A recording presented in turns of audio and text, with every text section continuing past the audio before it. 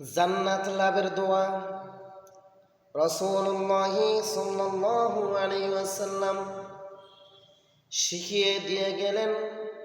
জান্নাত লাভ করার জন্য কি দোয়া পাঠ করতে হবে? রাসূল আকরাম সাল্লাল্লাহু আলাইহি ওয়াসাল্লাম শিক্ষা দিলেন, আল্লাহুম্মা ইন্নী আসআলুকা রিদাকা ওয়া জান্নাতাল ফিরদাউস। কোন ব্যক্তি যদি এই দোয়াটি 3 বার পাঠ করে, তখন জান্নাত আল্লাহ তাআলার কাছে সুপারিশ করে, হে আল্লাহ, যে ব্যক্তি এই দোয়া পাঠ করলো তাকে তুমি জান্নাতে প্রবেশ করিয়ে দাও।